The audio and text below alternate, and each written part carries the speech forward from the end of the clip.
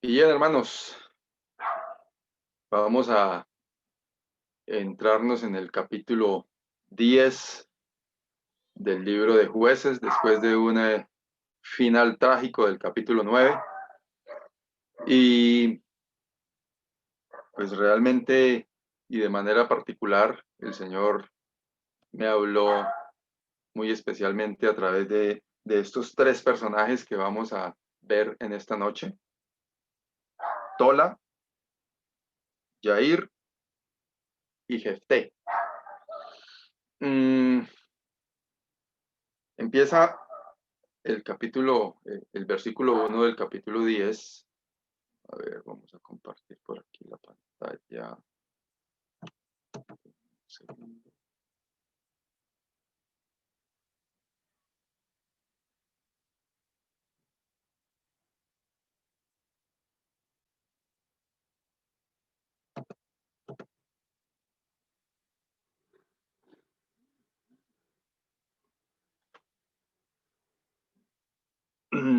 Pues he puesto por título a este mensaje: el comienzo de la decadencia.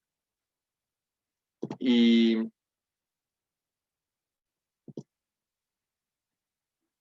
el versículo 1 de este capítulo 10 dice: después de Abimelech se levantó para librar a Israel Tola, hijo de Fúa, hijo de Dodo, varón de Isaacar, el cual habitaba en Samir, en el monte de Efraín, y juzgó a Israel 23 años, y murió, y fue sepultado en Samir.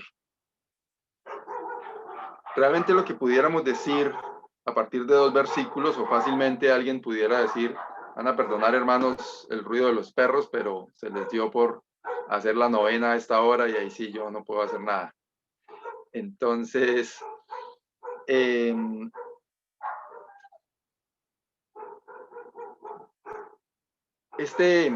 estos dos versículos, o decía yo que fácilmente pudiéramos saltar por encima de este, diciendo: pero ¿qué vamos a hablar de dos versículos?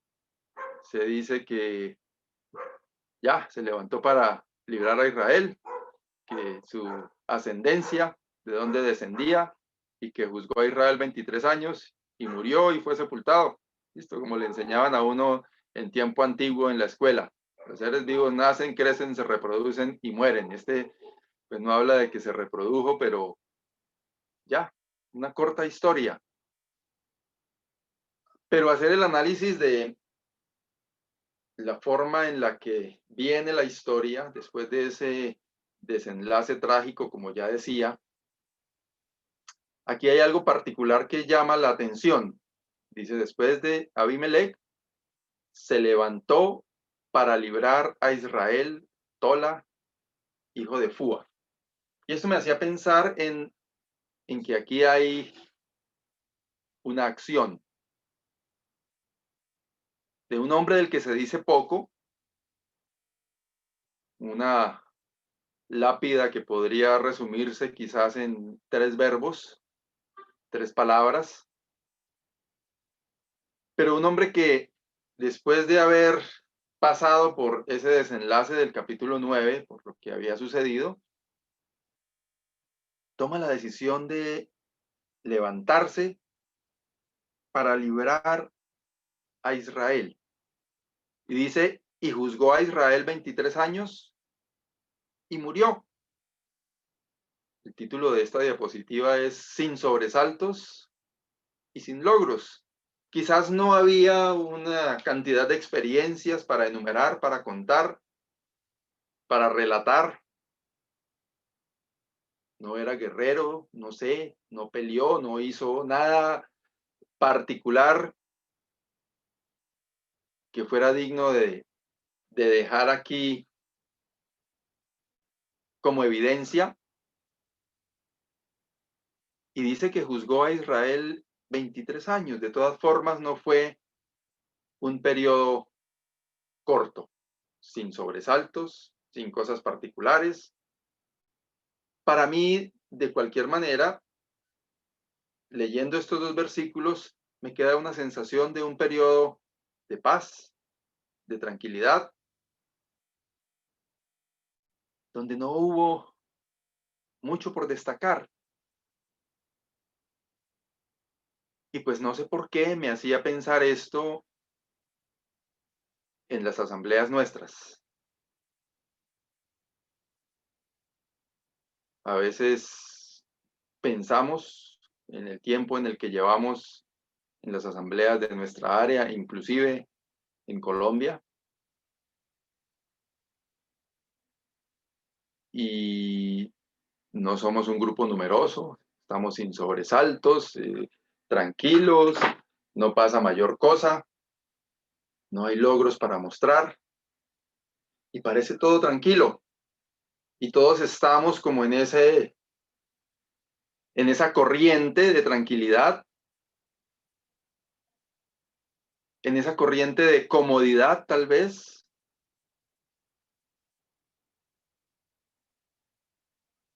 sin preocuparnos porque pues espiritualmente estamos bien, nos jactamos de que tenemos buena doctrina, que hacemos todo lo necesario, pero vamos a ver que es un paso gradual hacia la decadencia en el caso de la historia que vamos a analizar en esta noche.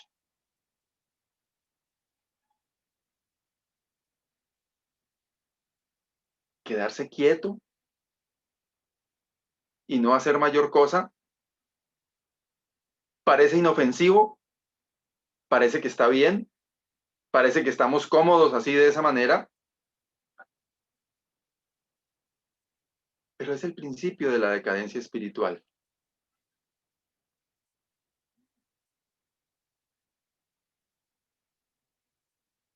Y pensaba yo cuando analizaba estos textos, estos versículos, porque leí en varios comentarios, inclusive de forma despectiva en algunos casos, la mención que se hace de este juez. Bueno, pero un juez en el que no va a poder decir nada en su tumba, del que no se dice mayor cosa, del que ni fu ni fa, ahí. Y me preguntaba yo mismo, ¿qué se podrá decir de mí? No por parte de los hombres, sino del Señor. ¿Podrá decir el Señor de mí, bien hecho, hijo, buen siervo, fiel? En lo poco has sido fiel, en lo mucho te pondré. ¿Se podrá decir de mí eso al final de la carrera? O como el apóstol Pablo, he acabado la carrera, he guardado la fe, dando como un parte de victoria. ¿O será tan sencillo como estos dos versículos que aparecen aquí? Sí, creyente, hijo de Dios, 20, 30, 40, 50 años de vida cristiana, y ya, se murió y fue sepultado en Samir, dice el versículo 2 de este hombre Tola. Alguien dirá con júbilo y con toda razón, pero cristiano, creyente, hijo de Dios, va a la gloria celestial. Amén, claro que sí. Pero estamos hablando de lo que tenemos para presentar delante del Señor. Son dos cosas distintas.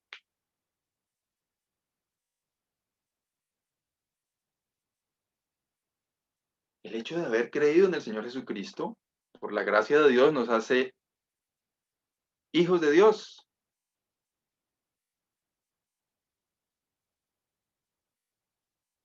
Pero la palabra del Señor nos dice que nosotros hemos sido de antemano, o Dios ha preparado de antemano buenas obras para que nosotros andemos en ellas, para que nosotros tengamos cosas que contar. Obviamente no nos vamos a comparar con el Señor Jesucristo, pero del Señor Jesucristo y de su ministerio se llenaron muchas páginas escribiendo lo que él hizo. Igual de los apóstoles, igual del mismo apóstol Pablo.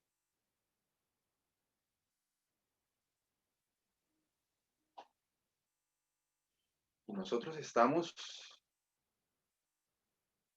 en un estado de comodidad. Y algún hermano o alguna hermana dirá, pero eso es responsabilidad de los líderes, de los ancianos, de los hermanos maduros con más responsabilidad. Es responsabilidad de cada uno de nosotros, hermanos y hermanas. Que claro que unos tenemos más responsabilidad que otros por lo que el Señor o los privilegios que el Señor ha puesto en nosotros, en cada uno de nosotros. Pero al fin y al cabo, la responsabilidad, el compromiso es de todos, de cada uno de nosotros.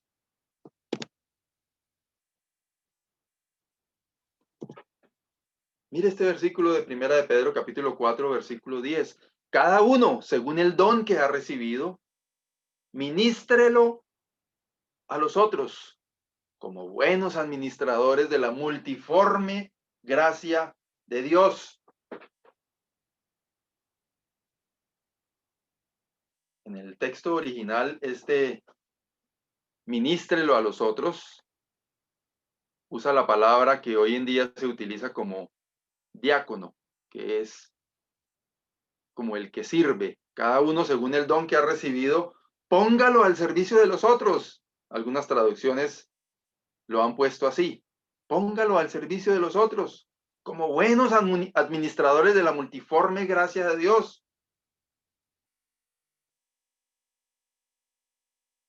Aquí no dice, y aquellos los que recibieron dones, ministrenlo a los otros. ¿Cómo dice, hermanos y hermanas? Cada uno, según el don que ha recibido. ¿Quiere decir esto? Que todos hemos recibido dones. Y la palabra del Señor nos dice, cada uno de acuerdo a ese don que ha recibido, ministrelo, póngalo al servicio de los otros, de la congregación. Y lo que es mejor, al servicio de la obra del Señor para la honra y la gloria de Dios. Dice, como buenos administradores de la multiforme gracia de Dios.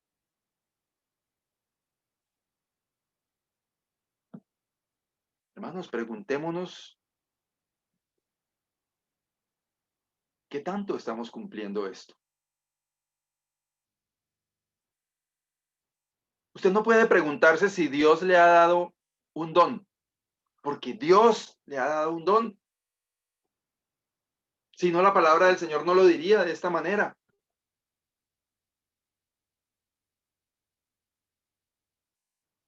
Cada uno de ustedes, hermanos, hermanas que me están escuchando,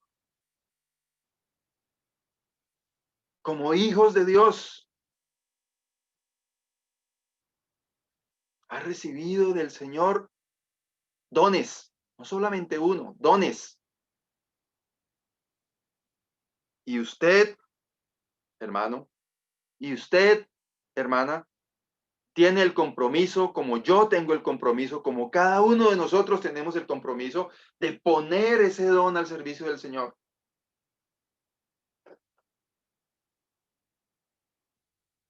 ¿Estamos cómodos con que al final de nuestra carrera esto sea lo que se escriba de usted y de mí? Asistió al centro bíblico 30, 40 años y murió y fue sepultado en Samir. No lo digo para que quedemos en algún cuadro de honor aquí en la tierra. Lo digo delante del Señor. Podremos llegar con otras cosas que contar.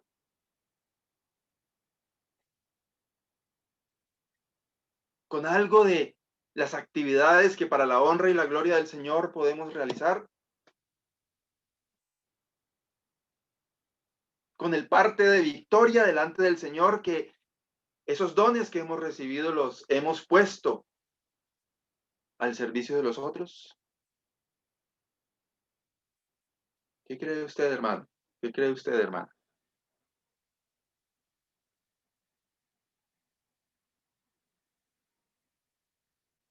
¿Podremos dar parte de victoria acerca de esto?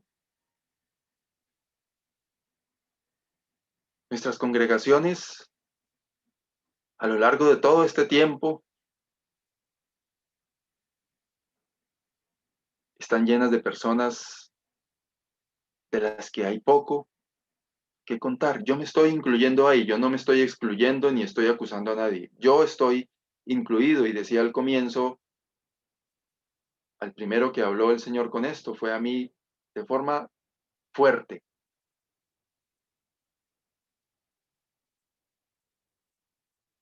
Y pensaba decir al comienzo del mensaje, hermanos y hermanas, hoy no voy a predicar, hoy voy a presentar un testimonio de lo que el Señor me habló a través de su palabra. Porque es así, para que no van a creer que es que yo estoy diciendo, vengan, es que yo tengo cosas que contar, entonces los estimulo, los motivo para que ustedes como yo, no, hermanos. Cuando digo que nuestras asambleas están llenas de hombres y mujeres que están cómodos, sin mucho que contar de sí, para la honra y la gloria del Señor, estoy yo ahí de primero en esa lista. ¿Qué vamos a hacer entonces? ¿Cuál es el paso a seguir?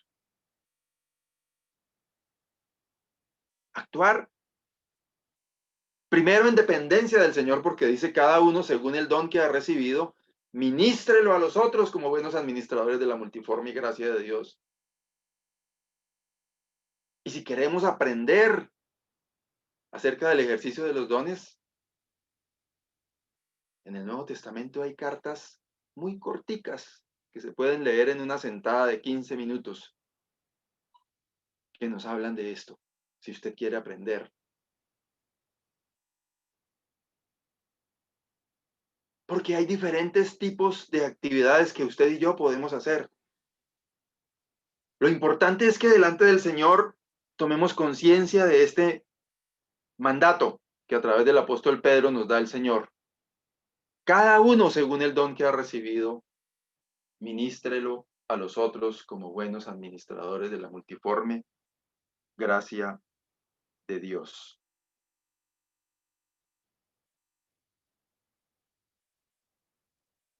Hermanos, tenemos que reflexionar seriamente sobre esto, delante del Señor.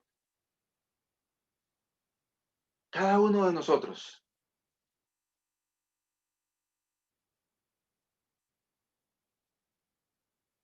Qué triste para usted y para mí, digo yo, encontrarnos frente al Señor, en la presencia del Señor, cuando nuestra carrera termine aquí, sin una historia que contar de nuestro ministerio. Cuando el Señor nos pregunte del don que le he entregado, cómo lo ministró, cómo lo puso al servicio de los otros, ¿qué tendremos que decir?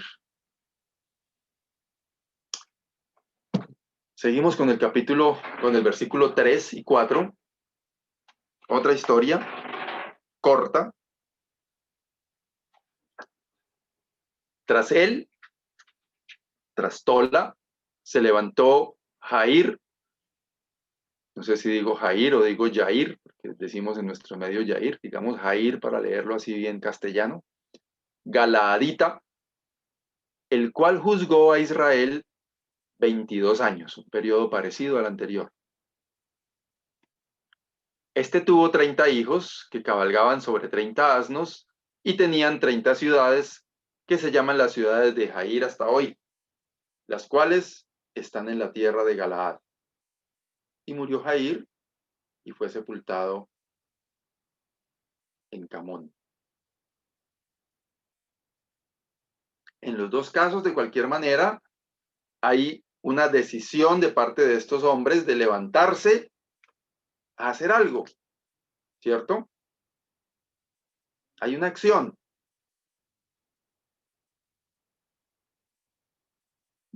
Pero de ahí en adelante, como nos pasa muchas veces a muchos de nosotros, nombrado hermano responsable o reconocido hermano responsable o anciano o líder de jóvenes, y empieza un camino ahí de, en este caso, 22 años, sin mucho que contar. A diferencia del anterior, se cuenta que tuvo 30 hijos que cabalgaban sobre 30 asnos y tenían 30 ciudades que se llaman las ciudades de Jair hasta hoy. Alguien dirá, a nosotros, ¿qué nos podrá importar que este señor haya tenido 30 hijos y que cabalgaban sobre 30 asnos y que tenían 30 ciudades y que llaman las ciudades de Jair hasta hoy? Eso se hubiese podido obviar y haber quedado la historia como el anterior, ¿cierto? Se levantó Jair Galaadita, el cual juzgó a Israel 22 años, y murió Jair y fue sepultado en Camón. Pero aquí hay algo muy interesante para resaltar, entendiendo la idea que traemos con el personaje anterior. Poco que decir, poco que contar, pero este hombre lo encontramos que al parecer se había dedicado a las posesiones, a satisfacer a sus hijos, a crear, no sé si decir un imperio o por lo menos riqueza. Y eso es lo que hay para contar de él. ¿Malo? ¿Será que es malo tener 30 hijos? Bueno, no sabemos, hoy día no sabemos cómo se vea eso, pero para el momento está bien. Y poder uno decir que los hijos cabalgaban sobre asnos, que era una situación privilegiada de gente adinerada, de gente con poder. Eso es como decir hoy tenía 30 hijos y cada uno tenía un BMW, un Ferrari,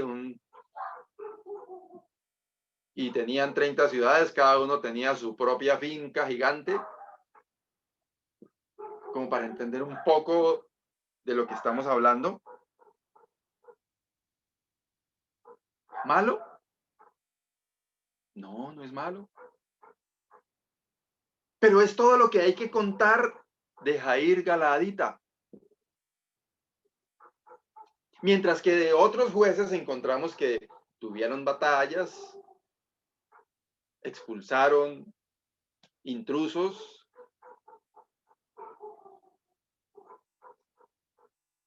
poseyeron territorios. De este hombre se dice que tuvo 30 hijos que cabalgaban sobre 30 asnos y tenían 30 ciudades.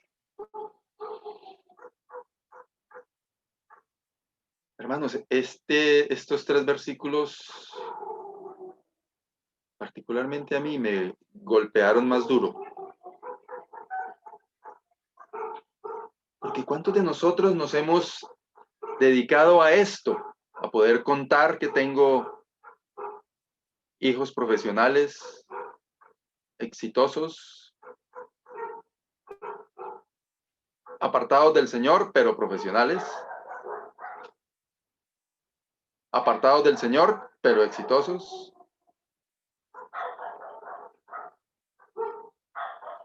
O que tengo un negocio próspero que me quita el tiempo de servir al Señor, pero mi negocio va bien. Que me quita el tiempo para ocuparme de las cosas del Señor, pero el negocio va bien. Y yo no estoy diciendo aquí que debamos renunciar totalmente a eso. Si el Señor le indica que lo haga, debe hacerlo. Pero si esa es la historia que se puede contar de usted y de mí en relación con nuestra vida espiritual, ahí hay algo mal.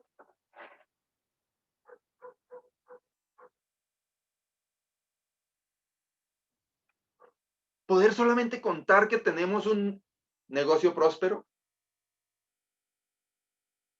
que levantamos hijos y los criamos bien, los educamos bien.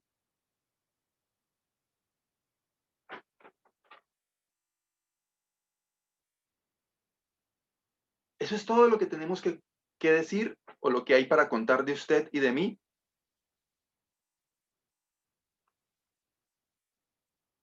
¿No es cierto que nos pone a pensar, hermanos y hermanas? Cuando miramos nuestra congregación y podemos ver señales de decadencia, puede ser en número, puede ser en actividades, puede ser en ministerios.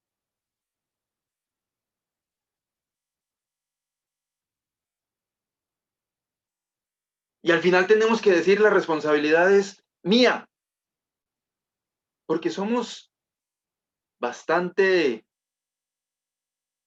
apresurados a decir, pero es que el hermano, pero es que el misionero, pero es que el obrero, pero es que el líder, pero es que el anciano, pero es que el hermano más viejo, pero es que...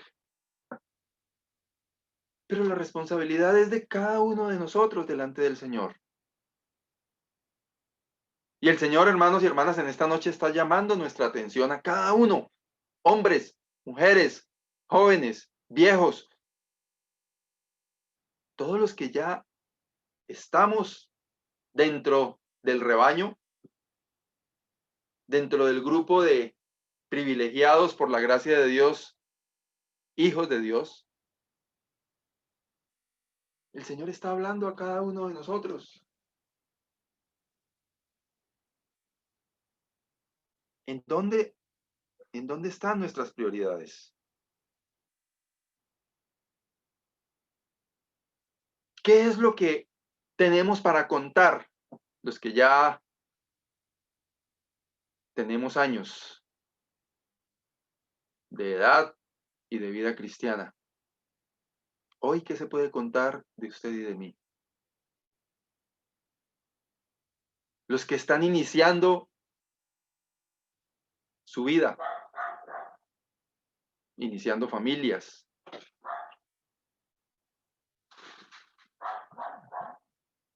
Está poniendo en primer lugar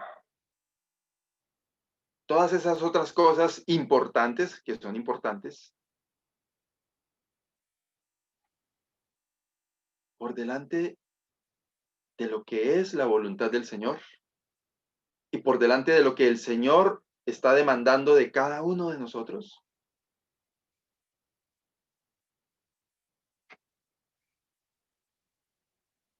Hermanos y hermanas, estar involucrados en actividad en la obra del Señor, hablando específicamente de la familia, donde podemos también involucrar la familia. Eso es de mucha ayuda para el crecimiento espiritual de los niños.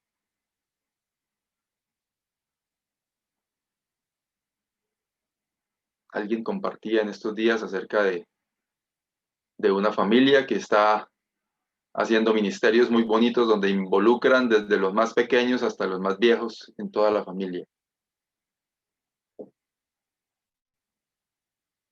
Eso es bueno, fructífero, provechoso,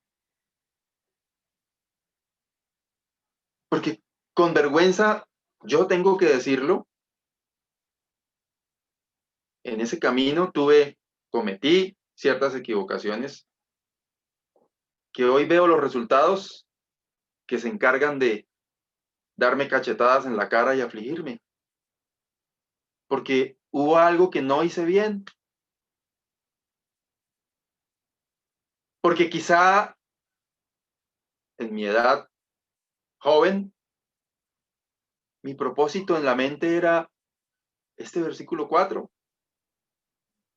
no tener 30 hijos, pero en el sentido figurado de la expresión. Alguna vez les comenté la historia de mi propósito cuando tenía 20 años, o un poquito menos tal vez. Quería a la edad de 30 años poder decir, tengo estabilizada mi vida económicamente. Había empezado a trabajar muy joven, me creía muy sabio en lo que hacía, era reconocido en lo que hacía y creía que con esa capacidad, esos esfuerzos, esa sabiduría, a la edad de 30 años podría tener resuelta mi vida. Y cristiano, sí. Asistente, sí. De pronto haciendo una que otra actividad, sí. Pero mi prioridad era otra. Y eso de alguna o de otra manera marcó ciertas cosas que tienen que ver con lo que hoy día tengo que enfrentar. El resultado de la historia que algunos conocen porque ya la he contado es que a los 30 años, en lugar de estar mi vida resuelta económicamente, estaba quebrado en lo más profundo de una quiebra, tenía embargado hasta los cuadros de la casa donde vivía y había perdido una década, quizás la más bonita de la vida de un ser humano, donde está toda la energía, todo el ímpetu, toda la capacidad, tanto física como mental, para hacer muchas cosas, pero yo no lo hice.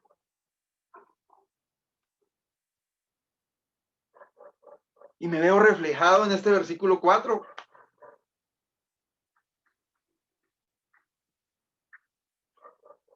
Y aún hoy día reconozco que he descuidado muchas cosas que tendría que haber hecho en la obra del Señor.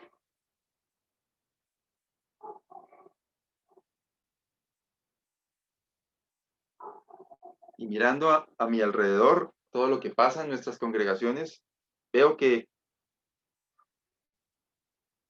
en un altísimo porcentaje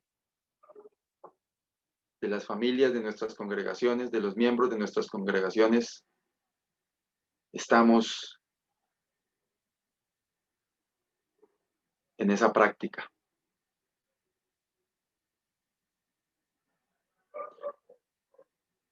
Hermanos, la palabra del Señor es muy clara en cuestión de prioridades. Dice versículo 19 del capítulo 6 de Mateo: no os hagáis tesoros en la tierra donde la polilla y el orín corrompen y donde ladrones minan y hurtan, sino haceos tesoros en el cielo donde ni la polilla ni el orín corrompen y donde ladrones no minan ni hurtan. Porque donde esté vuestro tesoro, allí estará también vuestro corazón. ¿Dónde está su tesoro? ¿Dónde están sus prioridades? ¿Dónde están las prioridades de cada uno de nosotros?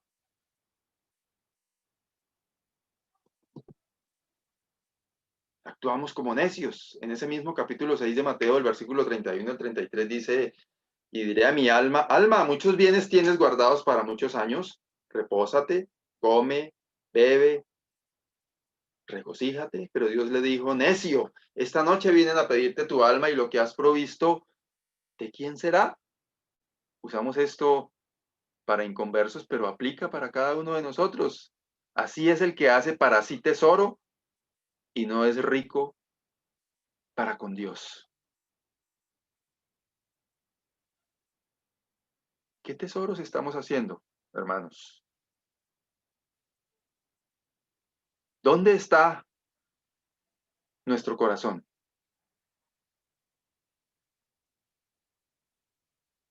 ¿Y saben qué, hermanos?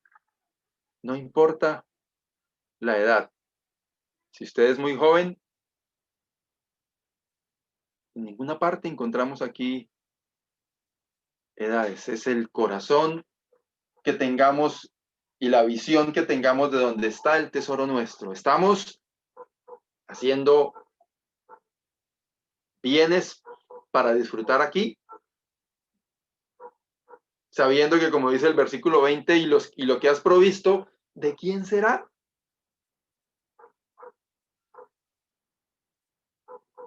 ¿O estamos atesorando para la gloria celestial. Es un contrasentido decirlo así, pero pues ustedes me entienden, ¿no? Atesorar para la gloria celestial, porque cuando se habla de tesoro, se habla de posesiones físicas. Hermanos, el Señor creo que está llamando nuestra atención para que meditemos muy profundamente en cuanto a nuestra actitud en relación con lo que Él nos ha dado. El versículo 6, noten ese cambio, esa transición de lo que veníamos leyendo. No pasa nada, todo tranquilo, todo en orden, zona de confort para todo el mundo. Aquí no hay nada que decir, ni bueno, ni malo, ni regular. Tomó la decisión de ser juez, se encargó el primero, a raíz de lo que venía, dice el versículo 1, se levantó para liberar a Israel. Del segundo solo dice que tras de Tola se levantó Jair. Todo en orden, cero problemas, cero actividad, pero cero problemas.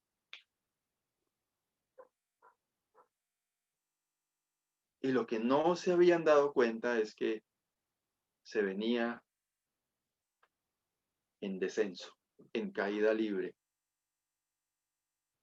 Versículo 6, pero los hijos de Israel volvieron a hacer lo malo ante los ojos de Jehová y sirvieron a los Baales y a Astarot, a los dioses de Siria, a los dioses de Sidón, a los dioses de Moab, a los dioses de los hijos de Amón y a los dioses de los filisteos, y dejaron a Jehová y no le sirvieron. ¿Por qué pudo haber pasado esto? Tanto relax, tanta tranquilidad. De pronto ya no estaban haciendo lo que habían recibido por instrucción, de enseñarles a los hijos, de mostrarles el poder de Dios, de testificarles de todo lo que había pasado, de las grandes obras, de las grandes cosas que Dios había hecho con el pueblo. Se habían olvidado, quizás, digo yo, de esto. Habían pasado 45 años, 23 y 22. Y ya como que se les había olvidado todo lo bueno. Dice, pero los hijos de Israel volvieron a hacer lo malo. ¿Y de qué manera? Estamos hablando aquí de 7 tendencias de cosas malas. Sirvieron a los Baales, a Astarot, a los dioses de Siria, a los dioses de Sidón. Todo esto tiene una enseñanza encerrada en cuanto a las diferentes maneras en las que nosotros fijamos nuestra atención en las cosas de este mundo.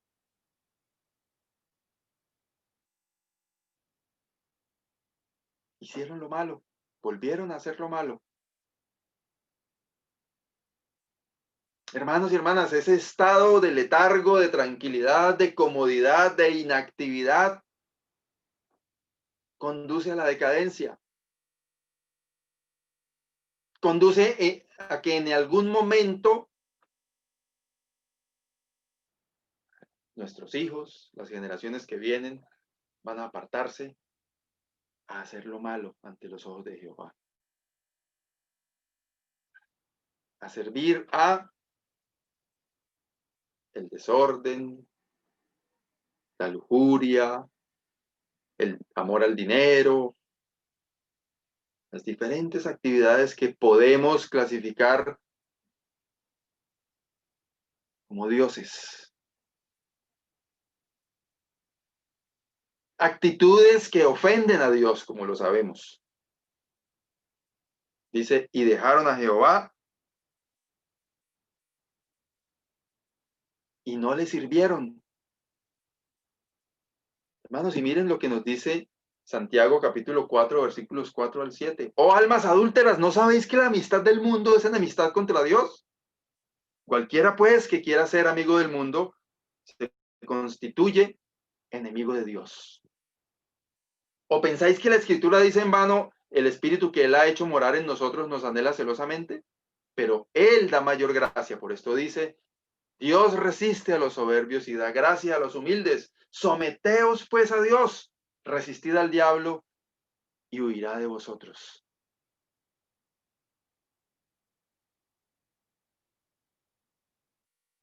entendemos ese versículo 4 de manera equivocada, como que la amistad del mundo es enemistad con Dios, como si esa amistad del mundo tiene que ver solamente con pecado, con mentiras, con adulterio, con fornicación, con borracheras, con... Pero el texto realmente dice que la amistad con lo que tiene que ver con este mundo, con el cosmos, con donde estamos, llámese familia, llámese posesiones, llámese amigos, llámese cualquier cosa que quite el primer lugar que debemos tener para Dios. Dice que la amistad con todas esas cosas es enemistad contra Dios. Dice cualquiera pues que quiera ser amigo del mundo se constituye enemigo de Dios. Y cuando habla aquí de ser amigo del mundo, obviamente que no se está refiriendo a que seamos unos ermitaños encerrados por ahí en una burbuja, pero aquí habla de cuando volcamos nuestro orden de prioridades hacia otras cosas que no son el Señor. Y en las que usted y yo, hermanos, tenemos que reconocer que hemos estado sumergidos en amistad con las cosas de este mundo, en la manifestación que sea, como ya lo dije, familia, amigos, trabajo, negocios y tantas otras cosas. Cualquiera, pues, que quiera ser amigo del mundo, se constituye enemigo de Dios. Qué triste eso, constituirnos nosotros enemigos de Dios,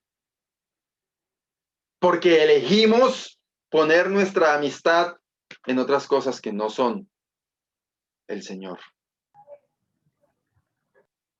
Versículo 7, someteos pues a Dios, resistid al diablo y huirá de vosotros. Hermanos, que el Señor nos libre de constituirnos enemigos de Dios. El versículo 7 de Jueces 10 nos dice, y se encendió la ira de Jehová contra Israel y los entregó en manos de los filisteos y en manos de los hijos de Amón, los cuales oprimieron y quebrantaron a los hijos de Israel en aquel tiempo 18 años. ¿Qué le parece a usted, hermano y hermana que me escucha, pasar un desierto de opresión, de quebrantamiento, de aflicción de 18 años? A veces nos quejamos de 8 meses, 6 meses, que llevamos así en condiciones particulares. Nos quejamos de una situación complicada de un mes. El pecado del pueblo de Israel y el haber encendido la ira de Dios condujo a un castigo de opresión y quebrantamiento por 18 años. Horrenda cosa es caer en manos del Dios vivo. Versículo 10. Entonces los hijos de Israel clamaron a Jehová diciendo, nosotros hemos pecado contra ti, porque hemos dejado a nuestro Dios y servido a los Baales. Y quitaron de entre sí los dioses ajenos y sirvieron a Jehová. Y él fue angustiado a causa de la aflicción de Israel.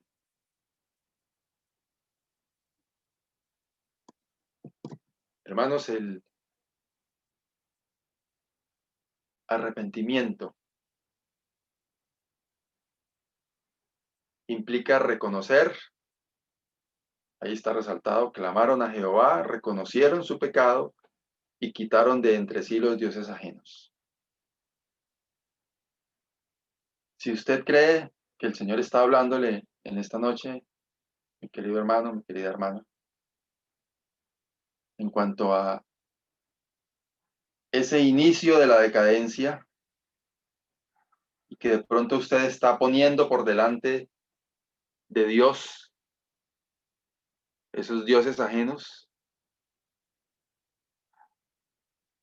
quizás no ha entrado en opresión, pero podría entrar en esa opresión y quebrantamiento, porque estamos provocando la ira de Dios con nuestro pecado, con nuestras faltas, con nuestro alejamiento de Dios, con nuestra idolatría en el sentido de poner todas esas otras cosas por delante de Dios mismo. Tenemos que reconocerlo, clamar al Señor, decir, nosotros hemos pecado contra ti porque hemos dejado a nuestro Dios y servido a otras cosas. Quítele los Baales.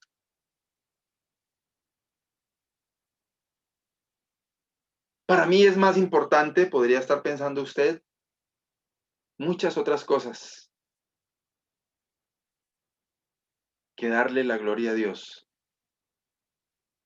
Yo no estoy hablando aquí, ni el Señor nos está hablando a cada uno de nosotros de asistir a reuniones o de conectarse a Zoom. El Señor está hablando de mucho más allá. Eso obviamente que es bien importante y es el comienzo, pero está hablando el Señor a cada uno de nosotros de nuestra disposición en el corazón para servirle a Él, para ponerle a Él en el primer lugar. Entonces, usted y yo tenemos que reconocer nuestro pecado contra Dios y quitar de en medio de nosotros todas aquellas cosas a las que les hemos levantado altares y que estamos haciéndoles la venia, sirviéndoles.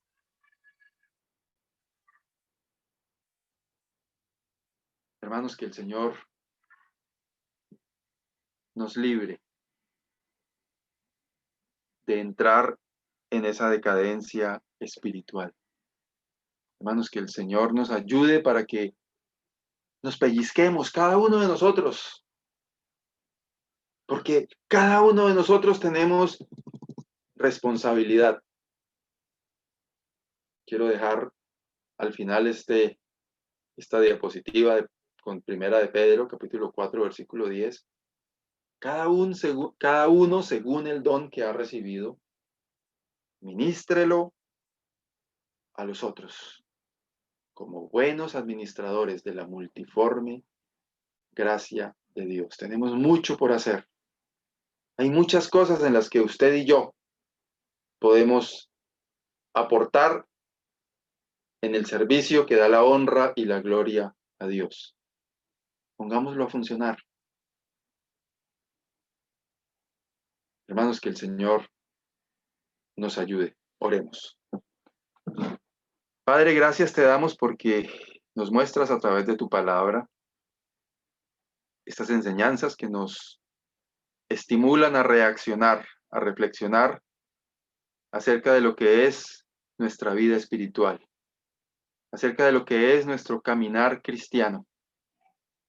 Señor, reconocemos que no estamos haciendo lo que tendríamos que hacer. Ayúdanos, Padre, para que cada uno de nosotros reconozcamos nuestro pecado de omisión, de hacer lo que tú nos has mandado hacer. Padre, gracias porque es tu palabra la que habla a cada uno de nosotros. Queremos rogarte por cada familia aquí representada en esta noche, por cada hermano, por cada hermana, por cada hijo, miembro de cada familia. Señor, tú conoces que a muchos de nosotros nos afligen nuestros familiares no creyentes. Quizás no hemos hecho lo necesario para dar ejemplo y para atraerlos a ti. Los que tenemos hijos que no están caminando la vida cristiana, rogamos por ellos, Señor, para que tú nos ayudes a ser ejemplo, para que tú nos ayudes a atraerlos a ti y para que pongas en ellos la necesidad de llegar rendidos a tus pies para darte a ti la honra y la gloria. Rogamos por cada una de nuestras asambleas, Señor, para que cada uno de nosotros asumamos la responsabilidad que nos corresponde delante de ti. Líbranos de ver nuestras asambleas como un club al cual vamos a sentirnos bien solamente. Y ayúdanos a vernos como miembros de la familia tuya, en la cual tenemos compromisos, en la cual tenemos responsabilidades, en la cual tenemos cosas que hacer para la honra y la gloria de tu nombre. Oh Dios, quedamos en tus manos, dándote gracias en el nombre de Jesús. Amén.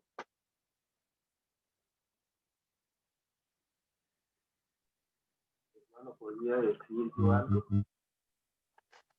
o el tiempo ya pasó.